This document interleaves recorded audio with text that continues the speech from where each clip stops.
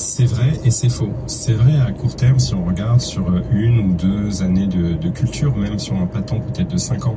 Mais ce que montre, malheureusement ou heureusement en tout cas, ce que montre la réalité des faits, c'est que l'usage intensif d'intrants chimiques en fait va tuer les sols.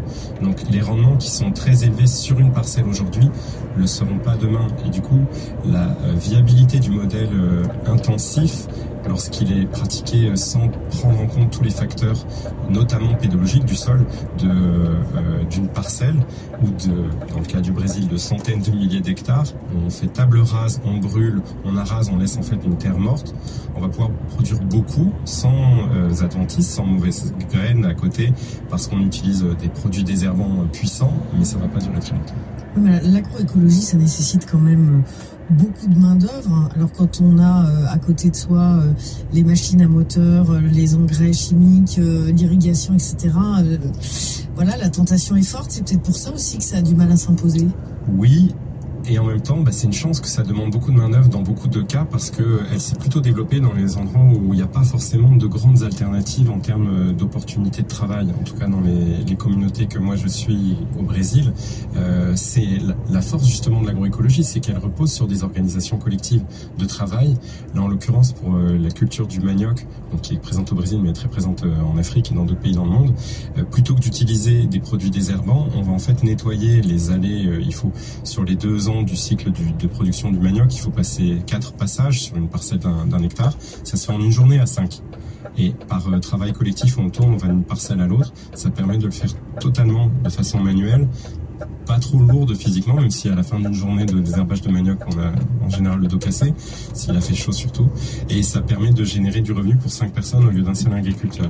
Et souvent aussi, ces agriculteurs, ils n'ont pas accès à ce machinisme. Et là, ça pose une autre question, celle des politiques publiques agricoles, qui est comment on appuie, on vient développer l'agroécologie.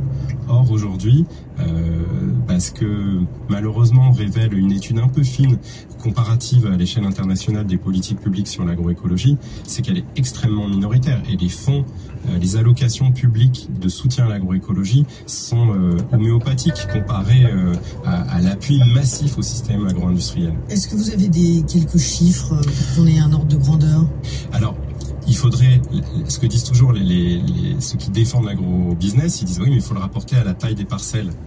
Oui et non, on peut le rapporter aussi à la quantité d'agriculteurs. Et en fait, par personne ou par exploitation, c'est 1 à 2% d'aide pour l'agroécologie quasiment, et le reste va pour l'agrobusiness, ou l'agronégocio, là où les statistiques, alors elles sont difficiles à établir, disent qu'effectivement c'est plus de la moitié des aliments comestibles viennent de l'agriculture familiale. Ce qui est étonnant par rapport aux chiffres que vous venez de dire, c'est qu'en 2014, il y a 10 ans déjà, la FAO, l'Organisation des Nations Unies pour l'agriculture et l'alimentation, a organisé à Rome un grand congrès qui s'appelait justement l'agroécologie pour la sécurité alimentaire et la nutrition, pour évaluer l'étendue et l'impact des pratiques agroécologiques et identifier les contraintes et développer des priorités communes, etc. Olivier De Schutter, qui était le rapporteur pour le droit à l'alimentation des Nations Unies, lui a vraiment tout fait pour que cette pratique se répande, et il a dénoncé de nombreux verrous d'ordre technologique, socio-économique, politique, etc. Mais c'est vrai qu'en 10 ans, nous on fait des émissions régulièrement sur cette thématique,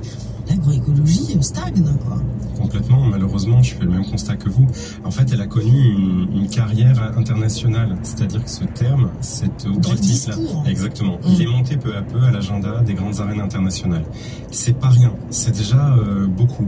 Mais du coup, en montant un peu en généralité, elle perd aussi parfois dans son caractère politique. Ça devient un mot un peu lisse, un peu, comme je disais, valise, qu'on peut emmener un peu partout. Et du coup, ça peut arranger aussi ceux qui ont envie du statu quo.